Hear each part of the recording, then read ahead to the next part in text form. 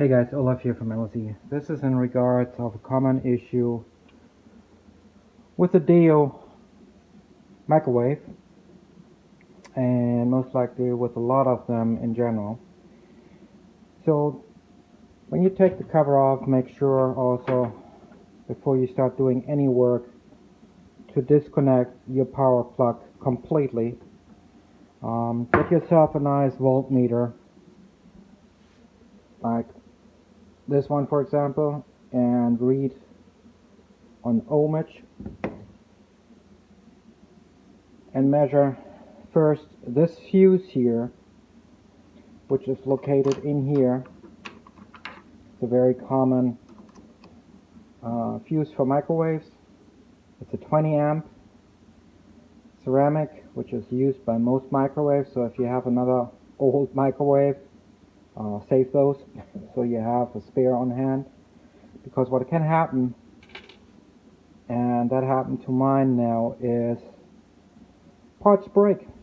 You don't have to throw away the whole microwave. The symptom on mine is one morning I came down and the microwave was used, and I closed the door, started the microwave, and when I came back and opened the door, my food wasn't cooked all the way. And as soon as I opened it, I noticed that the light was completely out. There was no light inside on. And doing further investigation, since I have a little bit of an electrical background, I'm actually a computer scientist. So I took it apart, cleaned up this area, and measured the first main breaker, because everything on this one is dead. Nothing is working. And I had a spare on hand because of another microwave which blew up the transmitter in here and it was not worth fixing. So I said, okay, I put it outside, took all the metal parts apart, but I still had the circuit in with the fuse. So I just swapped the fuse over, put it in. It came right away back to life. Everything was good, but as soon as I pulled the door open, it blew the fuse. And so what I found out is very simple. Down here, actually let's start up here. So you have here a ground wire.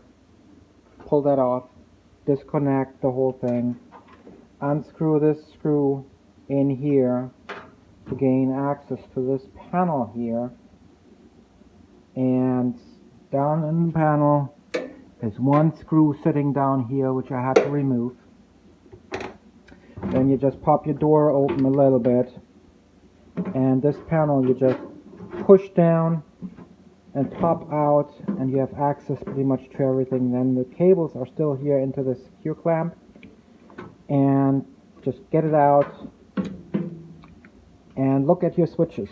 This one has 4 switches, and check all these switches. And the switch which is actually faulty is the one right here on top.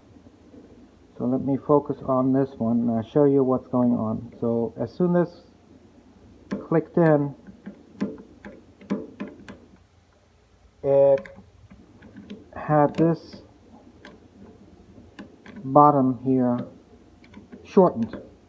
So it was staying in like so and didn't pop back out. Most likely there's dirt and debris in this one. So make sure that these little tabs, these switches here on the top, that those work. Very common part, very cheap. You can buy them on eBay if you have time. You can buy them at your local electric stores, or online. You get them on Amazon and eBay as well.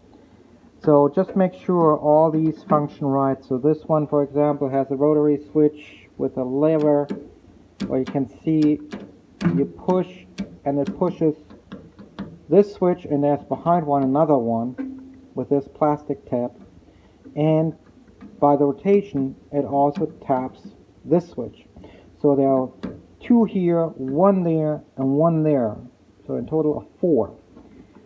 The one here on top is the one which gave me the problem. I don't see that there's a spring on this little plastic, so this plastic I don't shouldn't work other than just gravity. But this one, this tap stayed in. Let me get back. So this tap stayed in and didn't came back out. Now, me playing around, it popped back out, but there's debris and dirt built up in it, which can happen over the years. So I might get it to work without it, but before taking the risk, I just replaced this part. Cost me like less than $1 or so. But that's how you can fix your microwave without throwing the whole microwave away. Sometimes things are cheap to replace. And as you can see, the mechanism from the microwave on this one, these two plastic pins, locking tabs there, they are the ones which are actually triggering these switches simultaneously. And if one of these stay in an open position when they shouldn't, it shortens out the circuit, and because it's protected, it triggers right away the green ground wire, and the ground wire actually blows then your fuse out here. So it's a pretty good, nice safety. Make sure all these green wires getting back on once you did it. Pay attention to this capacitor. There's high voltage still charged in it, so before you work on it, make sure that this one is discharged, and there's high voltage being generated, which goes into your microwave generator unit. That's a special name, I can't think of it right now. But overall, it's an easy fix, and this one is, let me see if I can get the correct model and everything here. That's the model. As you can see, it's a 2005 model, and the fix is very easy. I'll put these parts into the description down below. So you just have to unclip these two clips, which I'm going to do, and then take this little switch out. So now you can see I removed that switch. Just make sure these wires go back in.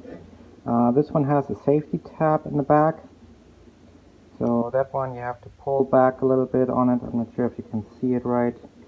I'll get my fingers underneath so it will focus on it. And there's a safety tab built in, so that little metal pin is the one which you push down, and then it releases the lock button, so it actually comes out of the switch hole and you can just pull it off. So this is the part. Let me just pull it out here. That's the part. Gersum, made in Korea, very simple 2-pin tab, nothing fancy to it. And there you can see the functionality. I might have even spares in the garage from a welder. I have to check actually, but yeah, this switch seems to function, but since it was already locking up once, don't take the chance and just replace it. It's just not worth saving. Let me check in the garage if we have a replacement for this one. So here's the original part, what it looks like, and all it has to do is actually the function to switch it over. So it has to be for 250 volt. I have a couple other ones, so let's see if something is similar. So this one is a 16 amp half horse. These are 15 amp half horse, 06 amp 125 volt DC. So that might work. Just the tabs have a different layout. Those are here in the back, but here I have another one which looks similar. So let's see, this is from another job. Another part, let's see what this one is. So, see what this one says. 16 amp, 250. This lines up.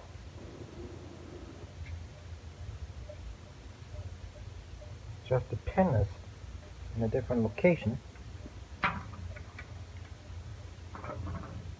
Does that make a big difference? No. This down pin makes a big difference. So let's see how the circuit is laid out.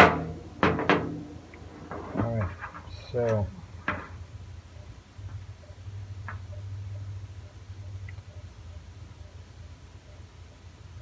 C1 is COM, goes down there.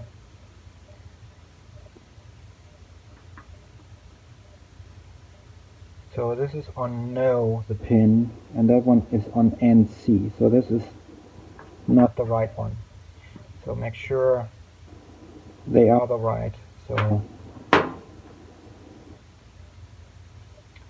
this one would be on NC, so this is reverse to this one, where this one is running on NO. So I just have to order the right part, because I don't think that these, oops, that this one would work. This one is a COM and NO, right? COM and NO, COM and NO. What are the specs? 15 amp,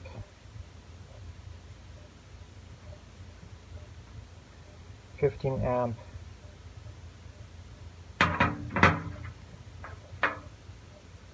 16 amp,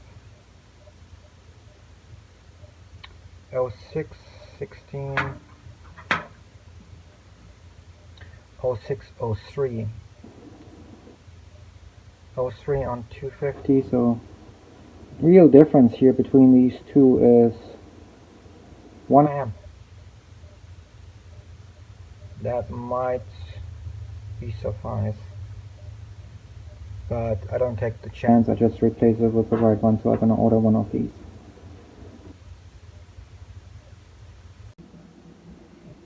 Alright guys, so inside the reassemble, but if you go to Home Depot and you're in a crunch, you can buy this pack of two 20 amp fuses, and you can read, hopefully, let me see if I can get the camera to focus on here. There we go. Called microwave fuses, 1/4 inch in diameter, 1.25 inch long, 20 amp.